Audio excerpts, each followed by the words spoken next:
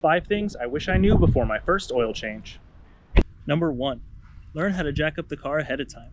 I was scared of breaking something, so I spent a ton of time reading manuals, watching YouTube videos, and checking under the car.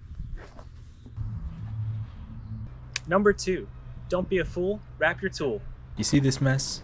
See all the oil spilling everywhere? Now imagine there was a plastic cup there, like a condom for your oil filter.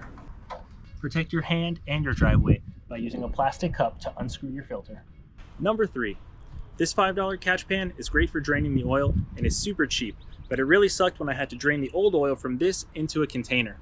So I sprung for this fancier one for 15 bucks. This one not only has a catch pan, but a built-in container as well. However, the internet says that this particular pan is going to splash and leak everywhere. So subscribe below to see that disaster of an oil change. So you just finished draining the oil and changing the filter. So you go to put in new oil and check the dipstick, right? Wrong. You have to lower the car first. Imagine if this is your oil pan and this is your dipstick.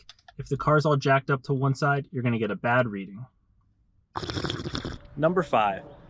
I wish I knew how easy and fun all of this was.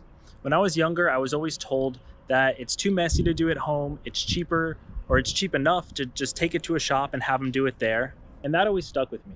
So the most important thing that I learned was, it's not that hard, it saves money, and I can do it faster than if I took the car to a shop. So if you're still watching, pause the video, go to the auto parts store and give it a go. And if this helped you out, help me out by hitting the subscribe button. Psst, hey, come here.